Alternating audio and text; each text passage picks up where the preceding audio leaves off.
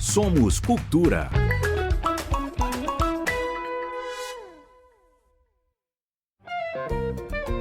Você está ouvindo Galeria, com Fabiana Ferraz.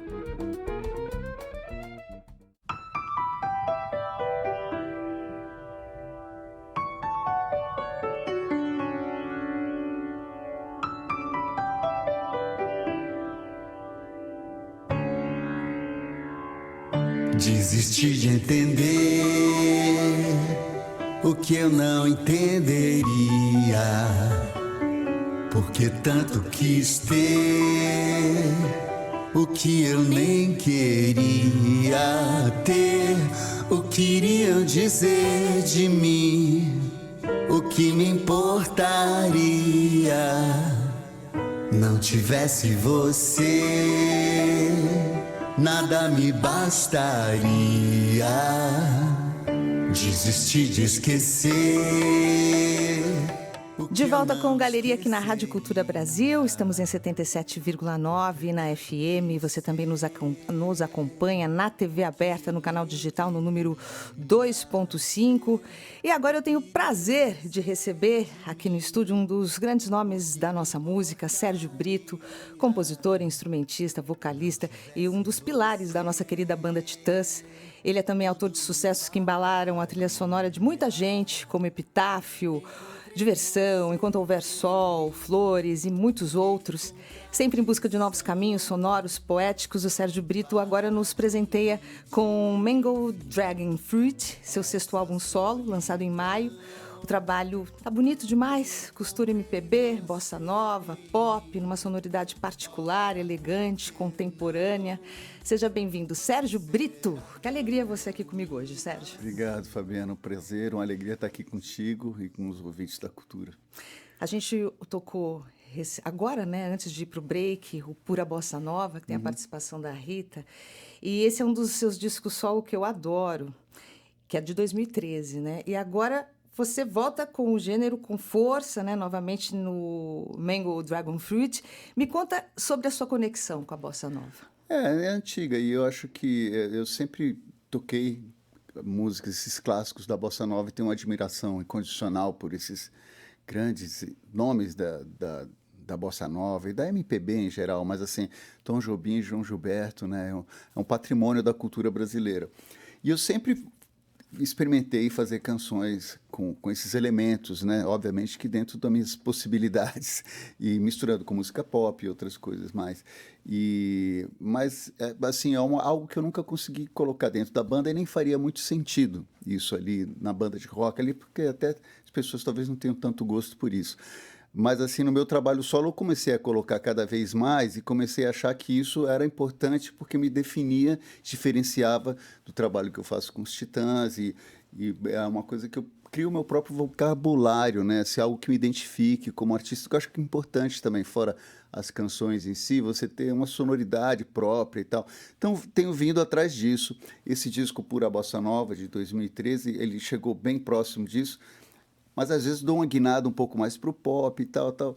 E eu resolvi dessa vez um pouco focar mais nisso e daqui para frente, porque eu acho que é importante exatamente por tudo isso que eu te falei, para definir, que eu passe a ser reconhecido dessa maneira, que é o que eu quero. Sim, que é até para fazer a sua marca, né, também, sonora. Você sabe que eu adoro bossa nova, né? Eu sou dessas que escuta bossa nova em muitas músicas, mesmo contemporâneas, inclusive, mesmo quando não é algo muito evidente. Eu sou dessa que fico dizendo, então assim, eu acho bossa nova no trabalho da Mamundi, eu acho no trabalho do César Lacerna, da Júlia Mestre, sabe?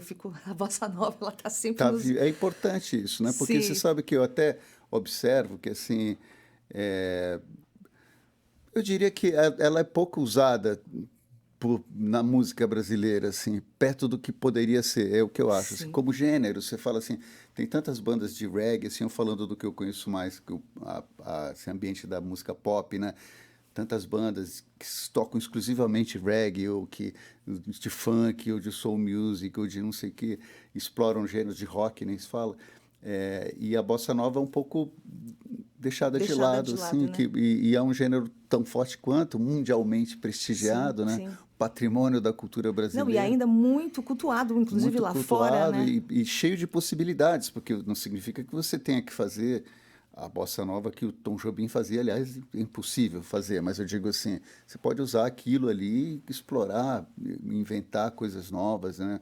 Como eu digo, é um patrimônio da cultura brasileira, né? Sim, eu, assim, com esse seu novo trabalho, eu acho maravilhoso, porque, de uma certa forma, você meio que reinventa, né, o gênero, né, traz ele É, para o mundo moderno, para uma sonoridade mais e contemporânea. dentro das minhas possibilidades, né? Porque eu acho que a gente tem que ter essa noção também do que você é capaz de fazer aquilo, mas quis fugir um pouco, embora não totalmente, dessa coisa de regravar clássicos que são consagrados e inquestionáveis. Mas eu acabei gravando um, né? Que é o Baquinho, e Sim, do com Menescal. e com a participação do próprio. Então acho que isso também deu uma clareada nessa história que eu estou te falando de mostrar que eu estou à procura dessa cara. E eu acho muito interessante pontuar, Sérgio, também que lá em 2013, no Pura Bossa Nova, você traz a Laíde Costa, né? Sim, Já naquela época em que é, ela não tinha ainda retornado com força à cena musical. é verdade. Então, isso Eu também não, mostra bastante a sua conexão com o gênero já. é, eu não, obviamente nem faz sentido eu me gabar disso, mas foi um pouco antes dela. Um pouco, não, muito Foi antes. muito antes, mas eu sempre, isso foi algo que eu tinha em mente. Eu falava assim, caramba, tá aí uma cantora que naquela época estava um pouco esquecida, mas uma cantora maravilhosa que devia ter muito mais espaço. É isso que eu estava acabando de falar agora, né? Uma artista desse tamanho tá ali. Então eu resolvi chamar, obviamente não com esse sentido no sentido de enriquecer minha música. Sim, completamente triste é o nome, né? Linda a música. Aliás, a gravação foi para mim muito emocionante, assim, foi muito bacana. Ela chegou com a letra escrita à mão, assim, num caderno. Ela até falou, porque me questionou porque eu não tinha perguntado em que tom ela cantava. Eu falei assim, mas Aleide, sabe que eu já fiz todo o arranjo, eu tinha feito todo o arranjo. E eu tinha umas soluções, assim, ela podia abrir vozes e coisas assim, para se a melodia ficasse difícil dela cantar por causa da tessitura, né? Ela falou, mas meu filho, não faça nunca isso. Eu falei, me desculpa, mas vai dar certo. E deu muito certo, assim. Eu lembro que ela foi cantar no estúdio e ela tirou os sapatos, assim, e cantou dançando, sabe? Que eu achei muito, assim, bonito, porque a música é lenta, assim, ela é muito cool, mas ela é daquelas pessoas que sente o ritmo, que faz as divisões todas encaixadas. É uma coisa, foi um momento muito especial para mim. Nesse disco tem 3 participações que eu acho maravilhosas. A Rita Lee, que nem se fala, aí tem uma afinidade já muito maior por vários motivos. E o Luiz Melodias, né, que também é um cara que eu tinha, infelizmente, o cara que partiu cedo, o cara que eu tinha uma admiração, assim, e ele também foi de uma elegância, uma generosidade incrível comigo. Agora, no novo trabalho, no Mango, a produção musical, quem que fez? E quem é a turma aí que colaborou, né, nessa sonoridade? São a minha turma, são caras que eu já trabalho há algum tempo, né? Então, um deles é o Guilherme G, que é um produtor do Rio de Janeiro. Inclusive, ele acabou de lançar um disco em parceria com o Ney Matogrosso, que ele é também de uma banda que chama Banda Ecto.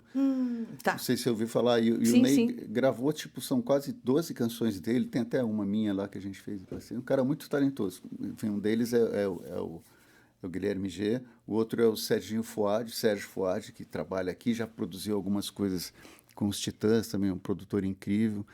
E o terceiro é o Apollo Sim. 9, que é um cara que eu não conhecia também e eu me dei muito bem com ele. Ele me emprestou uns teclados para eu fazer a turnê do Titãs Encontro, uns teclados que eu não tinha mais, e eu queria usar os teclados que eu usei para gravar os discos lá nos anos 80. E ele me emprestou e a gente começou a conversar e ele falou, pô, a gente podia fazer alguma coisa junto, que a gente realmente descobriu muitas afinidades, né? Então são esses três figuras assim que são amigos e grandes músicos e produtores.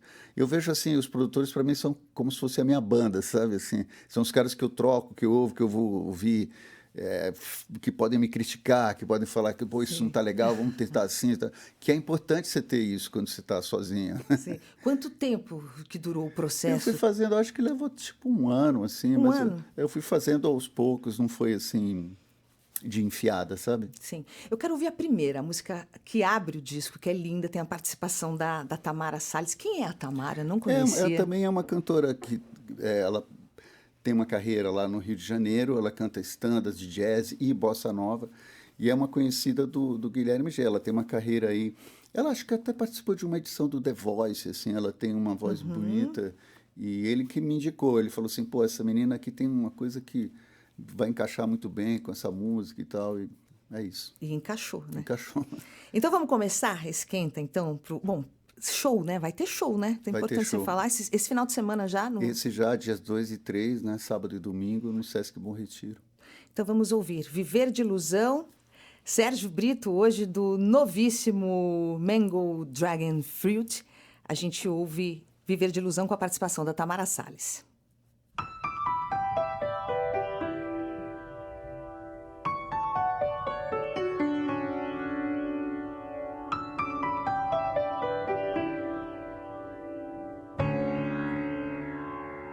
Desisti de entender o que eu não entenderia, porque tanto quis ter o que eu nem queria ter. O que iriam dizer de mim, o que me importaria, não tivesse você, nada me bastaria. Desisti de esquecer o que eu não esqueceria, porque tanto quis ser o que eu nem queria ser. O que iriam dizer de mim, o que me importaria, não tivesse você, tudo me faltaria. Encontrei você em mim, que contradição, para dividir, enfim, essa solidão. Encontrei você em mim, ora por que não? Será tão ruim assim viver de ilusão?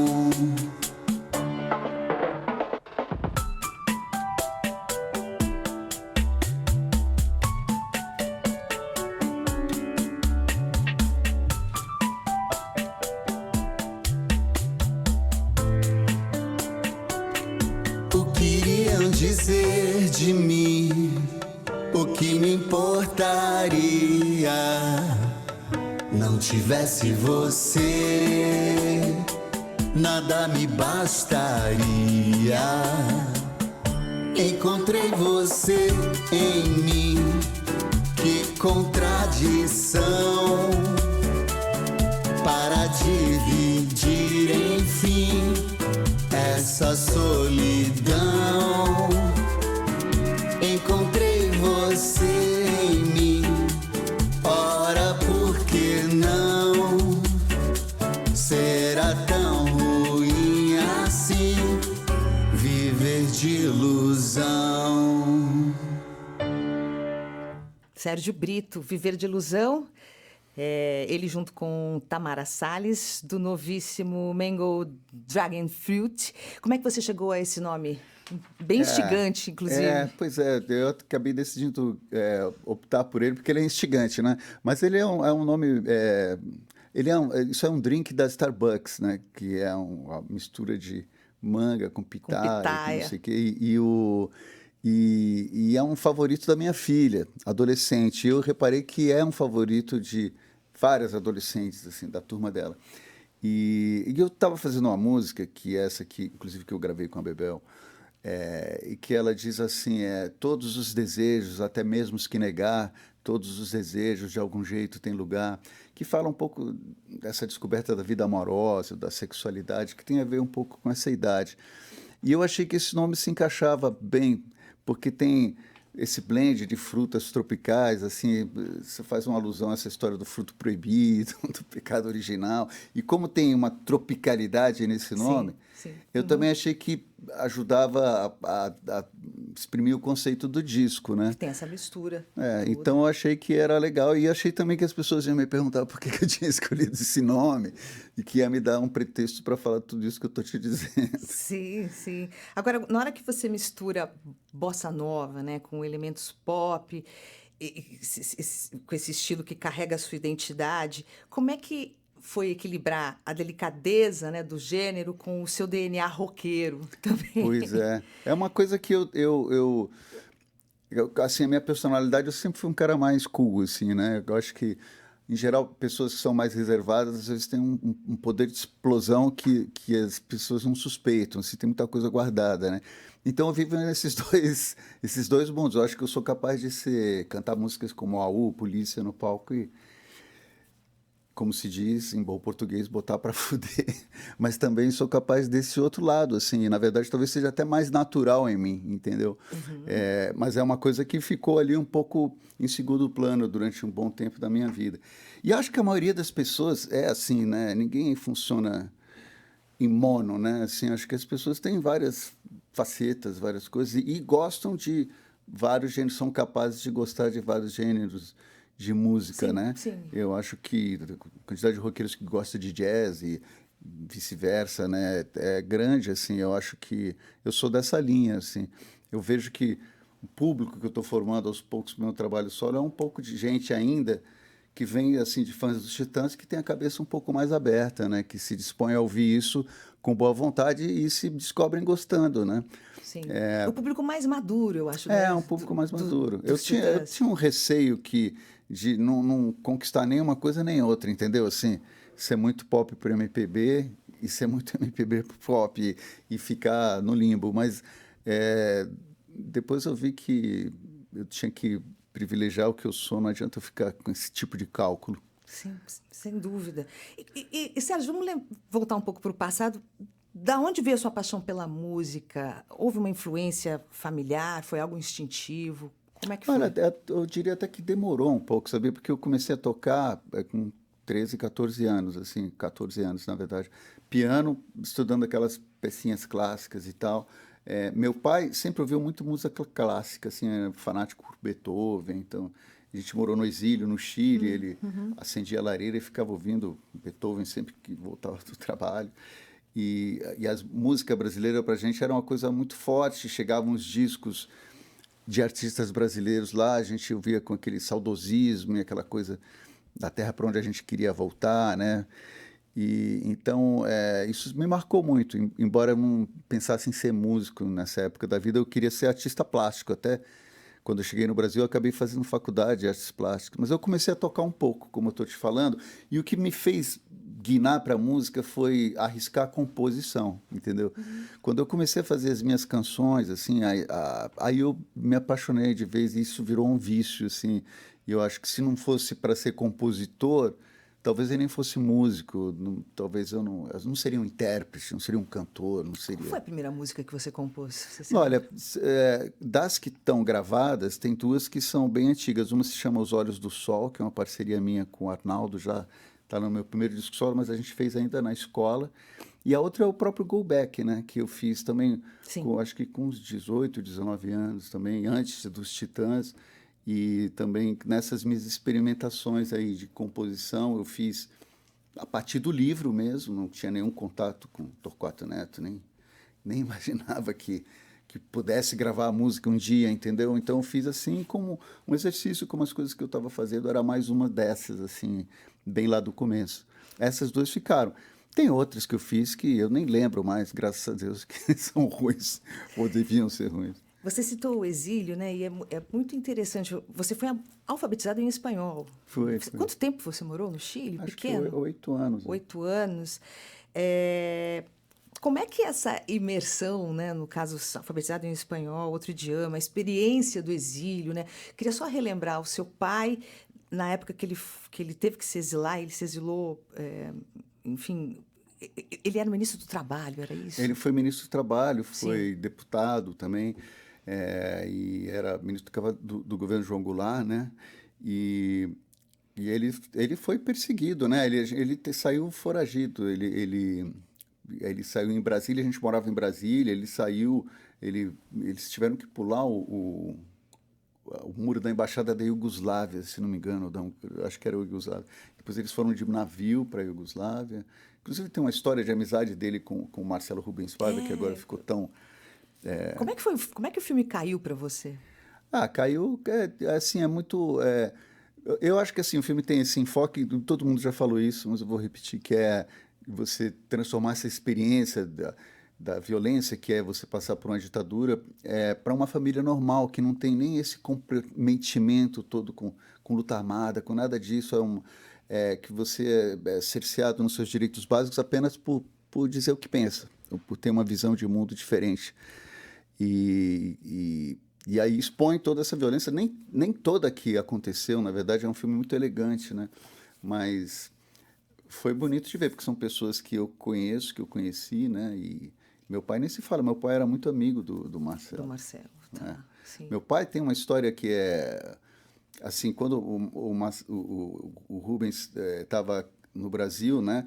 E ele já estava há um tempo e ele escrevia para meu pai, falando, Almino, as coisas aqui estão calmas, estão aqui, acho que você podia... Almino Afonso, né? Almino Afonso, podia preparar a sua volta, né? E a gente tinha programado voltar para o Brasil, inclusive a casa toda a gente já tinha desmontado, tudo em caixas de papelão, a gente tinha passagem marcada para, sei lá, 10, 15 dias, quando meu pai recebeu a notícia que o Rubens tinha sumido. E aí a gente abortou tudo. Então eu lembro perfeitamente desse momento, entendeu? Sim. Que é terrível, né? E de que forma isso moldou, no caso, a sua identidade, né, artística? Porque tudo é influência, né? Eu não sei, eu acho que essa ideia de que tem coisas que são fundamentais, acho, na vida em sociedade, né? E uma delas é preservar e lutar pela democracia, né? Pelos direitos básicos, assim, por justiça social, preservados os direitos, as liberdades individuais, né, e o Estado de Direito. Eu acho que isso são coisas básicas, eu acho, para o convívio humano. Se você foge disso, você cai na barbárie, né? Não adianta se iludir.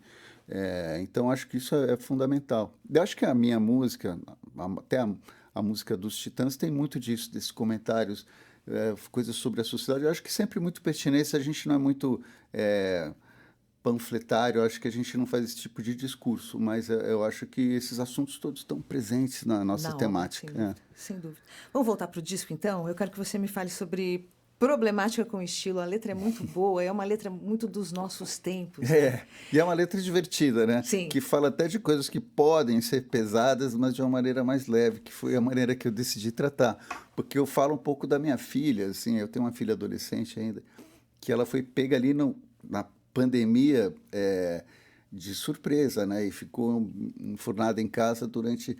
E tudo isso que essa geração viveu, assim, esse vício à internet, falta de comunicação com os pais e dá importância demais para coisas fúteis e por aí vai.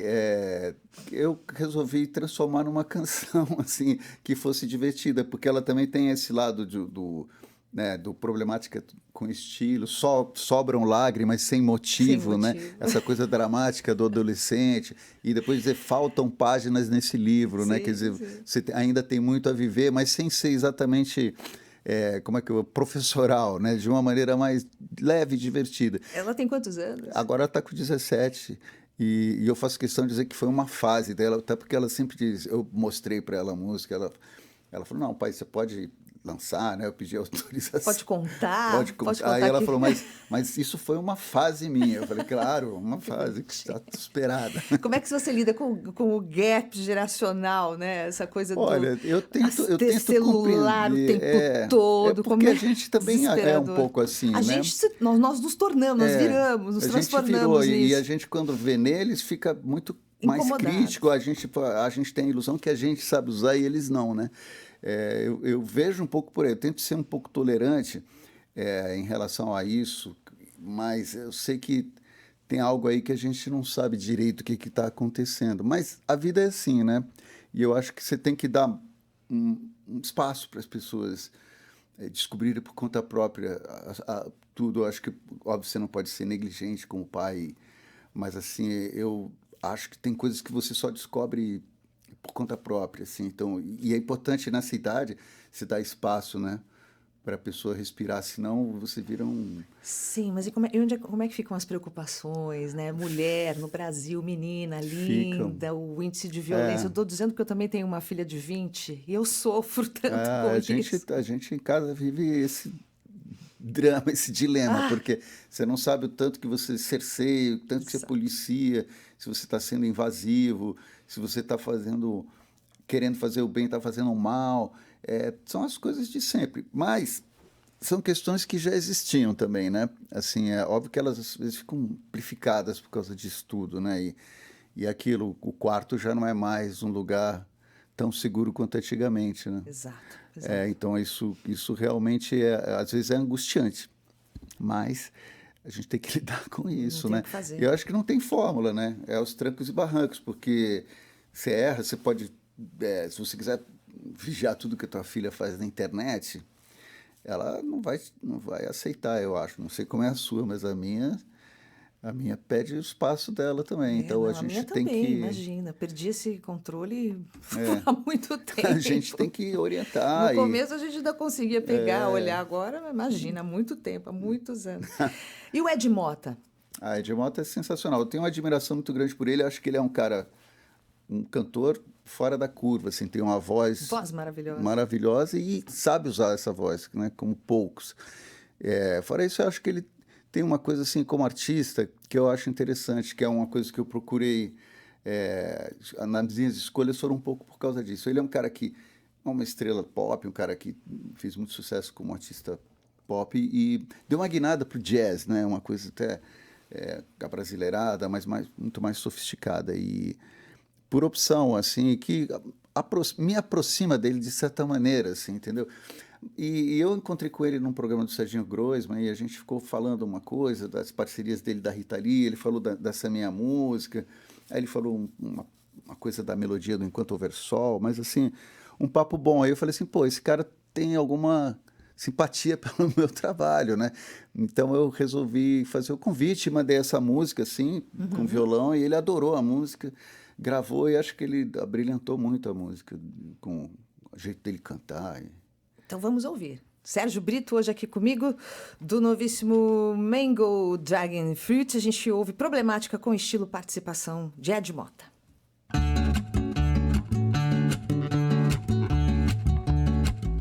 Cabelo bem liso, óculos de grau, é pura ironia, mas não faz por mal.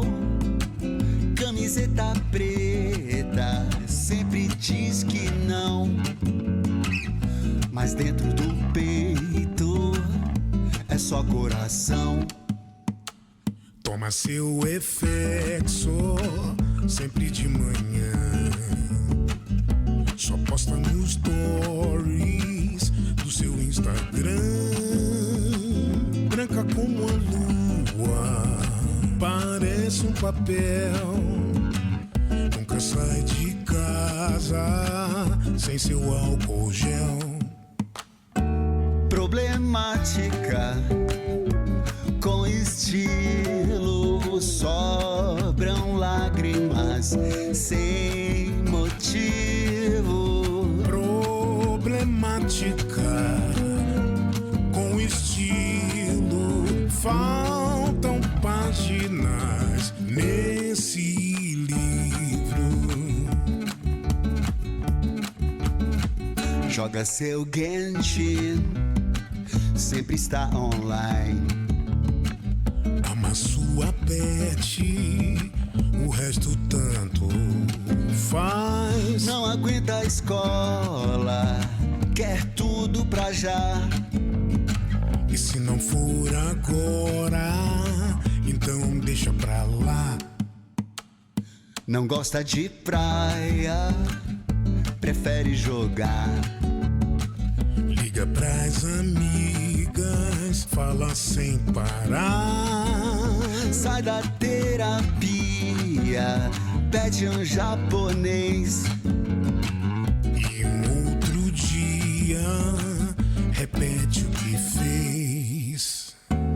problemática, com estilo, sobram lágrimas sem motivo.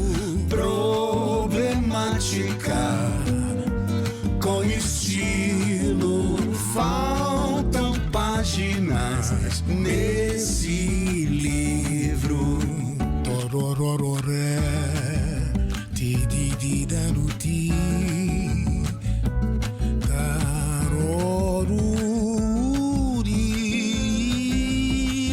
Camiseta preta sempre diz que não, mas dentro do peito é só coração. Problemática, com estilo, sobram lágrimas sem motivo. Problemática, com estilo, faltam páginas nesse livro.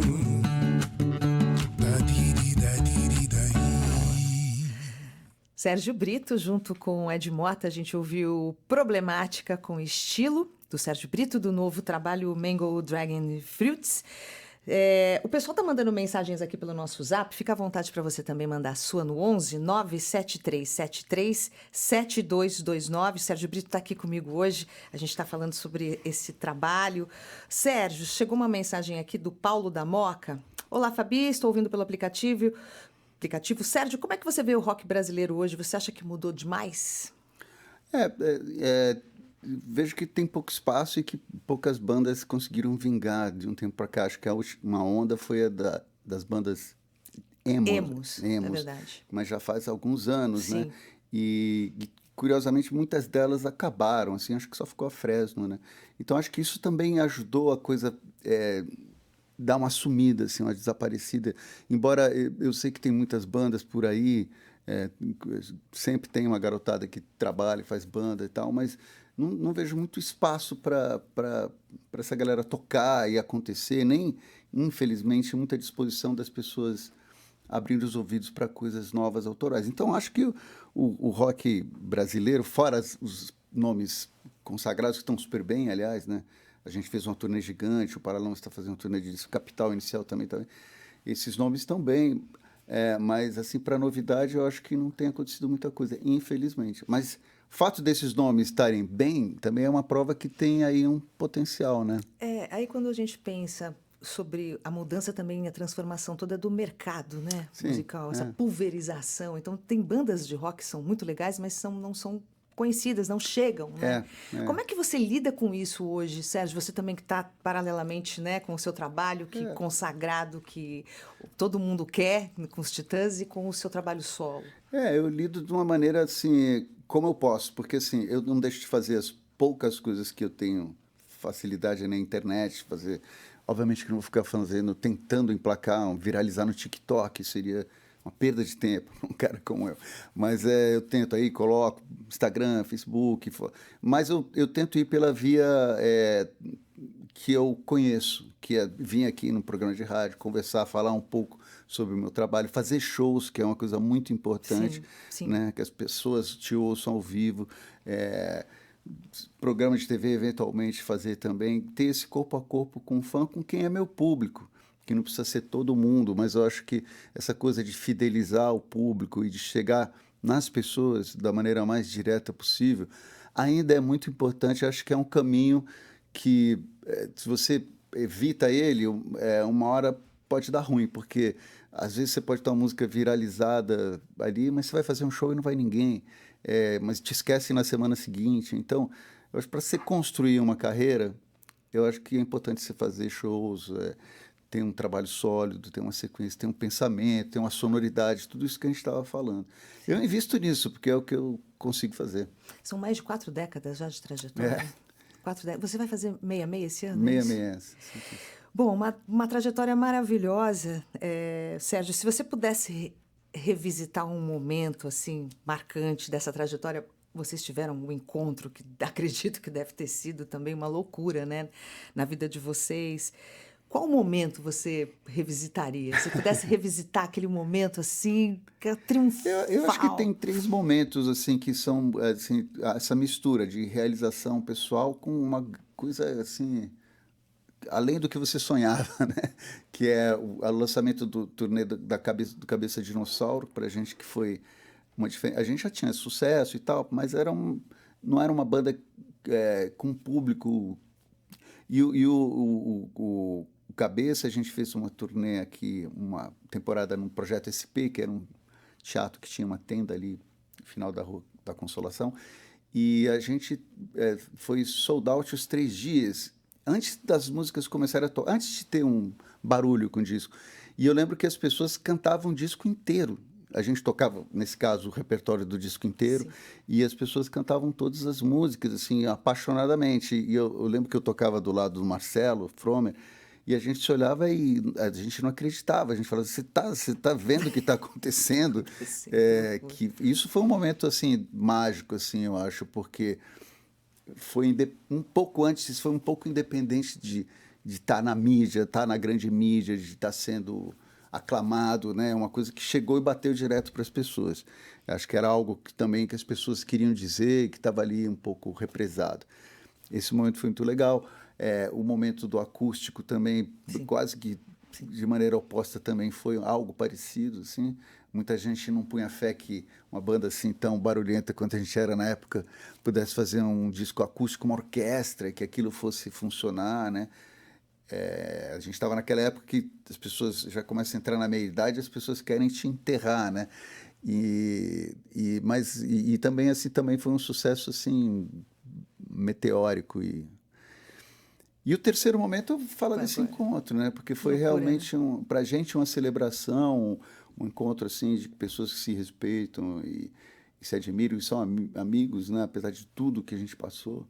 E um encontro com o nosso repertório, com um público que a gente, sinceramente, não imaginava que a gente tivesse mais nessa quantidade. Vocês esperavam lotar o Não, Allianz? Eu acho que assim, um dia a gente até apostou nisso, a gente falou, bom, não é possível, a gente tem tantos sucessos, né? Estamos tantos anos aí, o nosso encontro tem um atrativo. Eu acho que até eu fui, assim, mas depois a gente fez 6, né? Não, foi um frisson. Eu só ouvia falar do show dos Titãs e as famílias todas querendo levar os filhos. Foi um evento muito bacana, assim, e de acolhimento, essas pessoas totalmente assim entregues àquilo, à música que a gente fez. Então, foi surpreendente, porque a gente não imaginava que isso estivesse tão vivo, né? E eu acho que tem um mérito, assim, em termos de... Acho que inaugurou uma coisa também, que é a possibilidade de artistas brasileiros fazerem turnês em estádios, né? Porque eu acho que depois disso você teve, obviamente, independente de qualquer coisa, mas o Caetano e a Bethânia, o Gil, Ney. O Ney, outras bandas, tipo o Native Roots, acho que fez. Enfim, inaugurou essa possibilidade, que parecia algo assim, não cabe colocar um artista brasileiro num estádio. E você vê que isso depende muito mais de planejamento e execução, porque você tem que entregar uma coisa num estádio, né? Você não pode tocar com 2 lâmpadas e um sonzinho fuleiro. Você tem que ter um aparato ali, gente que aposte nisso. Mas provou que esse mercado está aí, que as pessoas prestigiam a música que se faz aqui, né? Agora, com essa pulverização e essa transformação toda do mercado, eu fico pensando que a turma que realmente foi relevante, né, nos anos 70, nos anos 80, nos anos 90, no início dos anos 2000, eu acho que até o final dos 90, e que é conhecida, né? Essa turma me parece que tem um espaço que não vai ser tirado, sabe? Pode ser. Porque é isso, essa pulverização fez as pessoas, muita gente, achar que música brasileira, né? Cadê a música brasileira? Cadê o rock nacional? E cadê a MPB? Então, tá aí, tá tudo aí. Tem coisas lindas, maravilhosas, mas não chega. Então, quem conseguiu chegar, chegou. Quem não chegou, agora vai ter que malhar muito. Mas o mundo dá voltas, né? A gente nunca consegue prever exatamente o que vai acontecer. Essa coisa, tudo está muito nichado e tal. Já teve um tempo que eu ouvi essa conversa antigamente. É como aquelas coisas que o samba tinha morrido, agora o rock Sim. voltou, o samba reviveu, o samba... E por aí vai, assim, eu acredito que às vezes essas coisas todas acabam gerando outras... Eu não sei também se precisa ser tão general, esses hits precisam ser tão generalizados, a coisa precisa ser tão geral, mas a coisa está viva ali, os gêneros, essa coisa da diversidade que a música brasileira tem, não Sim. só a música brasileira, ter espaço, tudo isso, eu acho que isso ainda é perfeitamente possível de acontecer. Acho que não precisa ter assim, essa coisa de um estilo tão hegemônico na música brasileira. Não precisava ser assim. Eu acho que tem coisas ali que são que estão ainda sob o nosso domínio, não sei dizer assim. Sim. Não é assim que fugiu do controle totalmente. Eu acho que é uma questão de ajuste, assim. Tem uma pergunta aqui da Rafaela. Olá, sou a Rafaela do Ipiranga, escutando e assistindo vocês na TV. Sérgio, tem algum artista que você tem ouvido e gostado? Você costuma acompanhar o novo? Eu confesso que eu tenho ouvido menos novidades do que eu gostaria, assim. Acabo ouvindo coisas que têm alguma relação comigo, assim. Por exemplo, esse disco que eu te falei que eu recomendo muito, da banda Hector com Ney Matogrosso, que é uma banda de rock nova, com um artista consagrado. E o Ney teve a generosidade de gravar todas as músicas do repertório dele, são 12 músicas. E o Ney não fazia rock há muito tempo, né? Desde os Secos e Molhados, eu acho. Desde os Secos e Sim. Molhados, que ele não fazia isso. Mas ele inclusive, ele falou, mas eu sou roqueiro, né? Mas esse disco é incrível, assim, é um disco que eu acho que é uma novidade, né? Que a banda Hector e o Ney Matogrosso, acho que vale a pena vocês ouvirem. Acho que é uma novidade interessante. Voltando para o disco, para o Mango Dragon Fruits, eu quero que você me fale sobre a música Eu Sou do Tempo, que é uma composição da Rita e do Roberto, e você me contou aqui nos bastidores que eles nunca gravaram a música, né? Nunca gravaram, só tem naquele especial. Ou seja, é inédita. Mas já estava naquele especial de TV, né? Então as pessoas conhecem, tem uma versão que puseram no YouTube, assim, deles cantando, o Roberto no violão e a Rita cantando, assim, mas meio informalmente. E eu até quando eu descobri a música, vendo, falei assim, pô, essa música, não lembro dela ter sido gravada, e fui procurar e realmente nunca tinha sido oficialmente gravada. E é uma canção que tem tudo a ver com o meu trabalho, porque ela já é isso que eu estou falando, de uma bossa nova pop com uma letra muito especial, diferente, com esse bom humor e acidez que a Rita tem, né? E eu resolvi gravar, na verdade, até liguei para o Roberto, que a gente tem uma relação legal, e ele foi super bacana comigo, me contou umas histórias que eles tinham feito. Até a Rita fala que ela tinha escrito a letra e ela queria que fosse um rap, né? E o Roberto que falou, não, vamos fazer uma bossa e tal. E a Rita falava, nossa, você fez uma melodia tão tortuosa. Ele falou, uma melodia tortuosa, que é uma melodia super bonita, né? E eu acho que casou ali como uma luva no meu disco, essa música. É sempre um privilégio dividir as coisas com eles, né? Que são também roqueiros bossa-noveiros, como se costuma Exato. dizer. E tem o Bossa and Roll da Rita também, né? Tem Bossa and Roll, ela tem o Brasil com S também, né? Que eles gravaram com... E tem aquela participação dela no especial da Globo com o João Gilberto, Com o João que Gilberto. é maravilhosa, né? Que Sim. prova como ela sabia entrar nesse registro facilmente. Parecia que ela era Astrud Gilberto cantando Sim, ali, aquelas né? releituras das músicas dos Beatles também, Sim, são super sim. bossa nova também, são lindas aquelas releituras, né? Demais. E a letra é maravilhosa, eu me identifiquei bastante com essa letra. Eu já estou tentando entender como é que seriam os tempos modernos hoje, como é que faria essa letra. Esse saudosismo, né, todo dela, mas ela também fala dessa coisa do mundo que explodiu, né? Tem uma certa coisa desiludida no final da música, que é bem dos nossos tempos, né? Parece que eu compartilho dessa sensação que as coisas pareciam que iam caminhar num sentido e que parece que tudo explodiu, tudo voltou atrás ou regrediu, sei lá eu. Então é interessante, e essa brincadeira no final de usar essa frase feita, né, de eu era feliz, e inverter, né? Eu era feliz e sabia, né? Quer dizer, eu aproveitei o meu tempo, né? Ela diz, graças a Deus eu aproveitei o meu tempo, né? Porque agora eu não sei mais o que vai ser. É muito bacana essa música. Eu Sou do Tempo. Vamos ouvir então Sérgio Brito.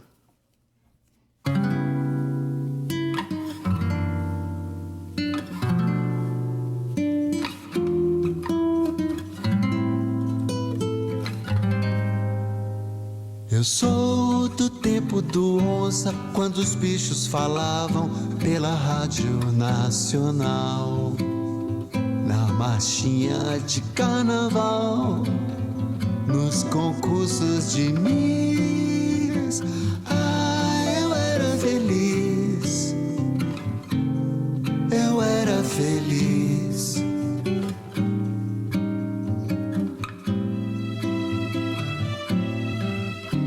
Do tempo da Guanabara, da bossa da Nara, dos tropicalistas, dos hippies comunistas, da voz da Elis.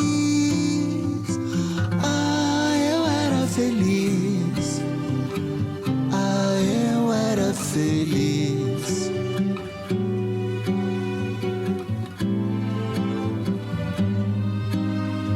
Eu sou dos novos tempos, do fim do vinil, do boom da Madonna, da zona do Brasil, do caos do país. Eu era feliz, eu era feliz.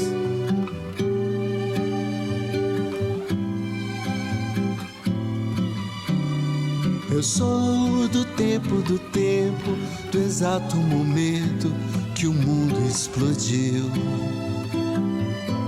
Foi bom que existiu o Brasil da utopia. Eu era feliz, eu era feliz,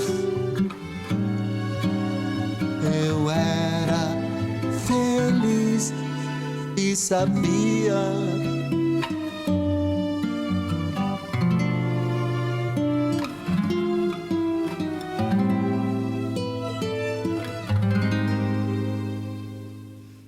Sérgio Brito, a gente ouviu Eu Sou do Tempo, de Rita Lee e Roberto de Carvalho, mais uma do novo trabalho do Sérgio. O Sérgio vai fazer show neste final de semana no Sesc Bom Retiro. O que você está preparando para esse show, Sérgio? O repertório? Vai ser o lançamento do trabalho? É o show de lançamento desse trabalho. Assim, eu toco metade do repertório são dos meus discos solo, não só desse. Desse eu toco umas 4 músicas, mas eu toco dos outros também, todas com esse perfil. São músicas que eu já explorei esse terreno em outros discos, né? Então, são todas com esse perfil. E a outra metade eu toco de canções minhas, canções sempre de minha autoria, que foram gravadas pelos Titãs, né? Algumas são grandes sucessos, outras não são tão conhecidas, mas não dá para eu desprezar 42 anos de carreira, né? Então acho que eu faço assim esse meio a meio assim, e eu acho que eu acabei de fazer um show em Passo Fundo com esse repertório, foi surpreendente para mim porque as pessoas vão muito dispostas a ouvir essas coisas que elas não conhecem ainda, conhecem uma ou outra coisa do meu trabalho solo, né? Mas eu acho que é muito bacana e tá tudo dentro do mesmo ambiente, entendeu? Tem uma coisa musical que unifica tudo. Sim, e quem que vai te acompanhar? São 3, eu toco um trio de caras que é um Caio Góes no baixo, o Emílio Martins numa percuteria e o Alexandre Ório que toca os violões. E eu toco teclado, canto, toco um violão também às vezes. Bom, a gente já está com pouco tempo, infelizmente, Sérgio, e eu quero que você me conte um pouquinho sobre a participação da Bebel. Aliás, tem outras que a gente não vai conseguir mostrar, mas o Menescal também, você fez a releitura de O Barquinho. Pois é. Né? Como é que surgiu o Barquinho aí no meio desse repertório? O Barquinho surgiu da necessidade de gravar uma música. Eu tinha isso na cabeça, com uma música simbólica da era da Bossa Nova, assim, para ajudar as pessoas a entenderem isso que eu estou fazendo.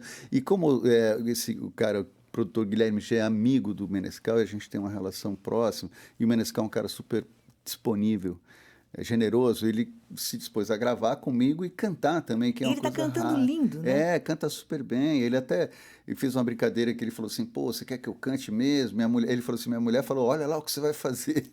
E ele é um cara super brincalhão, assim, e foi um privilégio ter o cara no meu disco, né?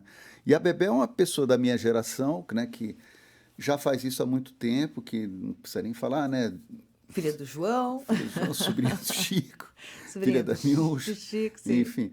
E ela topou cantar, ela adorou essa música, e até a gente teve problemas de agenda, que ela estava viajando muito, assim, uns desencontros, mas uma hora eu até falei, pô, Bebel, se você não quiser fazer, não faz, você está com problema de me dizer que não...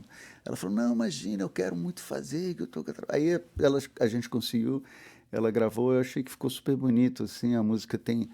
Uma música mais próxima, tem uma pitada de jazz, assim, na música, né? Tem uma levada meio Dave Brubeck, assim, 5x4. A melodia é outra coisa, mas tem uns solos de sax bem legais, uma parte bem dissonante. É uma música que eu gosto. Tá chique muito. essa música. É, e ela é mais ambiciosa, assim, do ponto de vista musical, assim, né? Mas eu achei que ela ficou dentro do meu terreno, assim, ela ainda tem uma pitada de pop ali, tem uma certa facilidade de ouvir, não é uma encrenca, né? Sim. A Fernanda Takai também participa. Fernanda Takai Que também. tem uma ligação com a Bossa Nova, também, né? Até no canto da Fernanda. Também. Eu acho que se você olhar bem, todos os caras que eu chamei, todas as pessoas que eu chamei, tem essa ligação aí com a Bossa Nova de alguma maneira, né? A Fernanda Takai não precisa nem explicar muito, mas até o Supla e o João Suplicy, no Brothers of Brazil, tem essa brincadeira com Bossa Nova, Bossa Furiosa, Bossa Punk que eles fazem lá, que eu achei que, enfim, isso tudo ajuda a dar essa unidade que eu estava falando para você. Né? Sim. Sérgio, o disco está muito bonito. Muito prazer te receber aqui hoje. Ele vai fazer show agora no Sesc Bom Retiro, neste final de semana. Né? Mais informações você pega lá no Sesc, sescsp.org.br. Tem ingressos ainda? Acho que deve ter, eu não sei, não consultei, é porque ali vai rápido, né? Sim, vai rapidinho. Te agradeço muito. E para finalizar, então, a gente vai tocar a faixa título. Tá ótimo. Certinho? Eu queria agradecer aqui a você pela simpatia, Imagina. pelo espaço e a todos os ouvintes que estão aí ligados na galeria. É isso. Obrigada, querido. Um beijo. Obrigado. Vamos ouvir, então, a faixa título, Megan Dragon Fruits, para finalizar essa conversa com Sérgio Brito, hoje no Galeria.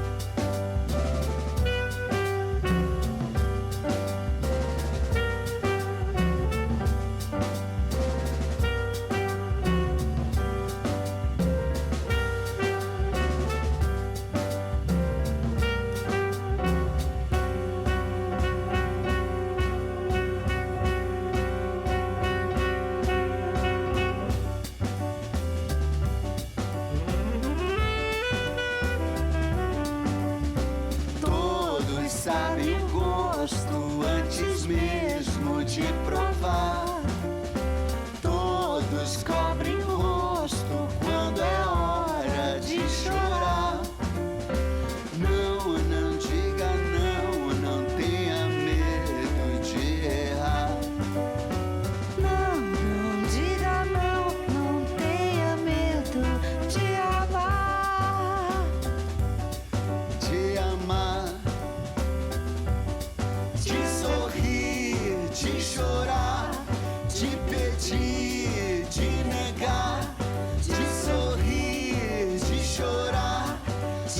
de negar.